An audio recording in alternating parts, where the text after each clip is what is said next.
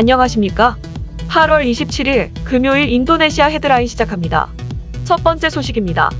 인도네시아 코로나19 확진자가 총 402만 6,837명으로 늘어났으며 이 중 사망 12만 9,293명, 완치 363만 9,867명으로 집계되어 3.2%의 치사율을 보이고 있습니다.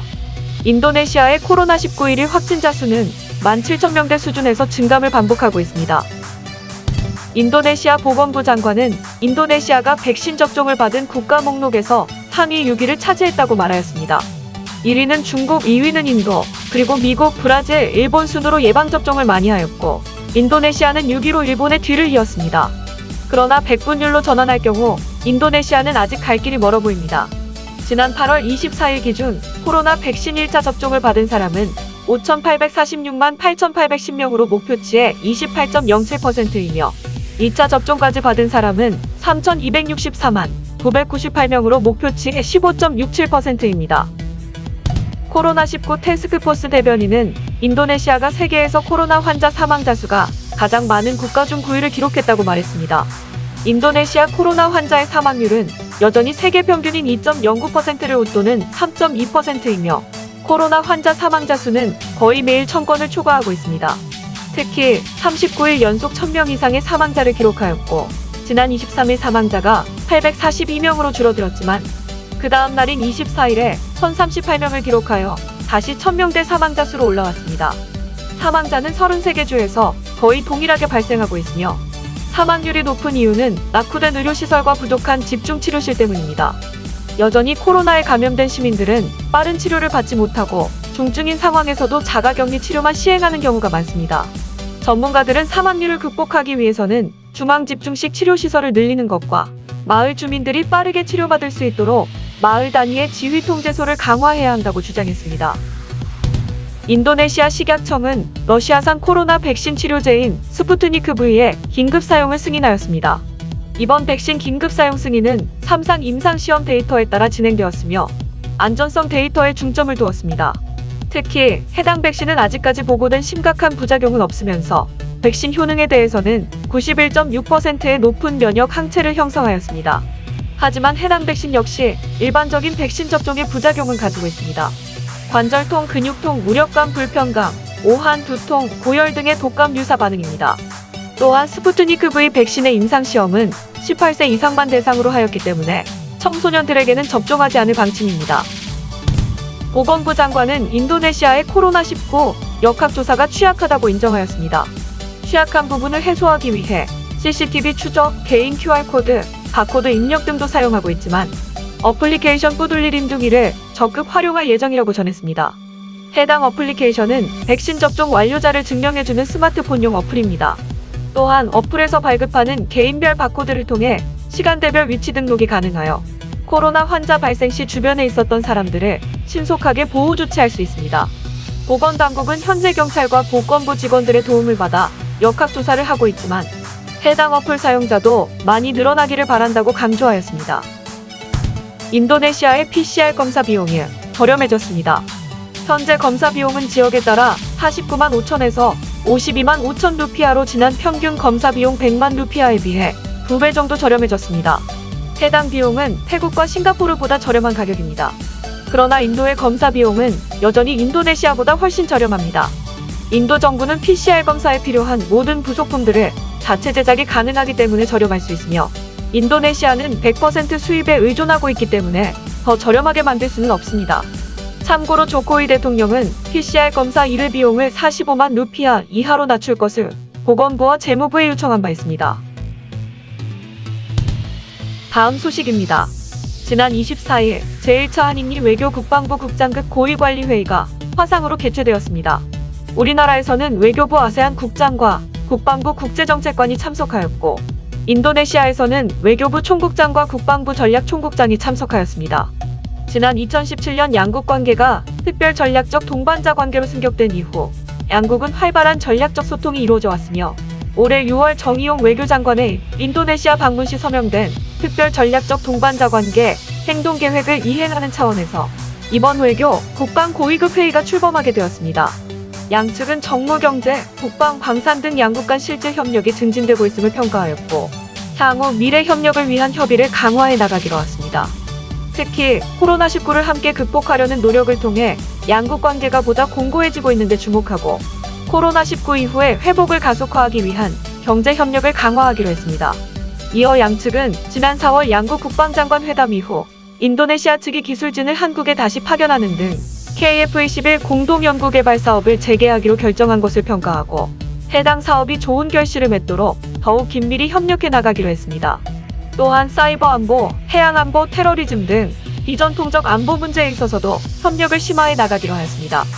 한 인도네시아 최초로 외교 국방 고위급으로 개최된 이번 회의는 양국이 특별 전략적 동반자 관계로서 다양한 사안에 대한 전략적 소통을 한층 강화하는 계기가 된 것으로 평가됩니다. 다음 소식입니다.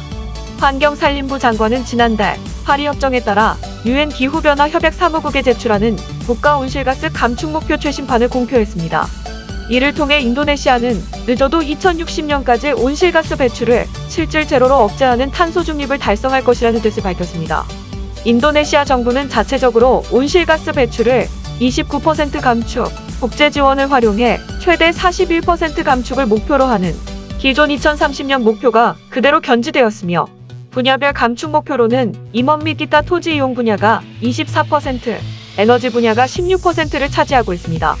환경산림부 장관은 2030년까지 임업 분야에서 이산화탄소 흡수량이 배출량을 웃돌도록 할 것이라고 밝히며 산불 방지와 숲자원 관리 강화, 법적 집행 강화와 사회적인 참여 확대를 도모하고 있습니다. 또한 환경산림부는 최근 5년간 142만 헥타르의 토지 보전을 마쳤으며 2024년까지 60만 헥타르분의 맹그로브를 심는다는 계획을 밝혔습니다.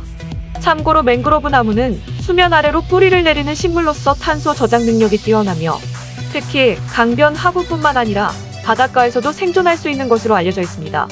이어 두 번째로 큰 감축 목표를 차지하고 있는 에너지 분야에서는 단계적인 석탄 화력 발전 감축과 함께 고비용 디젤 발전에서 가스 발전 및 신재생 에너지로 전환한다는 계획을 밝혔습니다. 다음 소식입니다. 무역부 장관은 인도네시아 정부가 디지털 경제 잠재력을 발굴할 목표를 세웠다고 말하였습니다. 조코위 대통령 지시에 따라 인도네시아는 2025년까지 아세안 전체 지역의 디지털 경제 40%를 수용할 계획입니다. 2021년에 인도네시아 전자상거래 규모는 354조 루피아로 추정되고 있으며 이는 2020년 266조 루피아에 비해 33% 이상 오를 전망입니다. 또한 지금과 같은 추세라면 2022년에는 68% 성장할 것으로 기대하고 있습니다. 인도네시아 전자상거래는 자국뿐 아니라 아세안 지역의 경제 성장에도 큰 역할을 하고 있는데 현재는 아세안 전자상거래 전체의 7%를 수용하고 있다고 밝혔습니다. 또한 디지털 경제는 전자상거래에만 국한되지 않고 건강 관련 기술, 금융권, 사이버 문화까지 발전하고 있습니다. 한편 인도네시아 정부는 목표를 달성하기 위해 2019년 1월 22일 전자상거래에 관한 아세안 협정에 성명하였고 지난 23일 인도네시아 국회가 아세안 협정을 국내법으로 비준한 바 있습니다. 다음 소식입니다. 인도네시아 농업협동조합은 인도네시아 농부들이 기후변화에 강한 유전자 변형 농산물이나 생명공학 농산물이 적용되기를 희망한다고 밝혔습니다. 농업협동조합 사무차장은 가뭄, 홍수 및 해충과 같은 질병이 불확실한 기후 변화에 직면했다며 이를 극복할 기술력이 절대적으로 필요하다고 주장하였습니다. 사무차장은 생명공학 기술이 기후변화를 극복할 수 있는 핵심이라고 밝히며 기후변화에 따른 막대한 손실 초래는 인도네시아 농업에도 직면해 있다고 말하였습니다. 또한 이미 작물들이 수분 부족 또는 과잉, 그리고 기온 변화에 민감하게 영향을 받고 있다며 기후변화에 따른 농작물 감소는 시작되었다고 말하였습니다. 기후변화에 따른 생산량의 불확실성은 점점 커지는 것에 비해 이를 방지하기 위한 농부들의 적응력이나 예측력은 매우 낮아 기대할 수 없기 때문에 생명공학 농사가 반드시 필요하다며 이를 통해 가물은 땅, 침수지역, 산성화된 땅, 이탄지, 갯벌에서도 농사가 가능해진다고 주장하였습니다. 참고로 전 세계적으로 약 1,700만 명의 생명공학 농부가 존재하며 29개국에서 총 1억 9,040만 헥타르의 생명공학 작물이 재배되고 있습니다. 인도네시아도 인도네시아에 적용 가능한 연구 성과가 대학이나 관련 기관을 통해 나타나고 있으며 최종 정부의 승인만 남은 상태입니다. 해당 안건이 통과되면 인도네시아에서도 유전자 변형 농산물과 생명공학 농산물을 유통할 수 있게 됩니다. 다음 소식입니다. 인도네시아 중앙은행 총재는 현재 개발 중인 암호화폐 디지털 루피아가 국가 지불 시스템에 많은 긍정적인 영향을 미칠 것이며 이 중 3가지 주요 이점을 발표하였습니다. 첫 번째로 디지털 블록체인 기술 플랫폼을 통한 유통을 효율적으로 관리할 수 있으며 자금의 기록이 분명하게 드러나기 때문에 물류 유통의 흐름까지 파악될 수 있다고 전했습니다. 두 번째는 은행 서비스 이용 간 수수료 절감 효과로 디지털 화폐 시스템에 금융권도 같이 연결되기 때문에 따로 디지털 루피아를 루피아로 환매하고 자신명의 타계좌에 송금할 필요 없이 즉시 사용 가능하다고 말했습니다. 세 번째는 디지털 루피아는 낮은 거래 수수료로 인해 소매점 측면에서 절감 효과를 가져올 것이라 설명했습니다. 한편 무역부 장관은 인도네시아에서 암호화폐를 거래하는 회원 수와 거래 금액이 급격히 증가하고 있다고 말하였습니다. 2020년 400만 명이 이용하던 암호화폐는 2021년 7월 740만 명이 이용하는 것으로 나타났으며 거래량도 2020년 64조 루피아에서 2021년 7월 478.5조 루피아로 7배 이상 증가한 것으로 나타났습니다. 다음 소식입니다.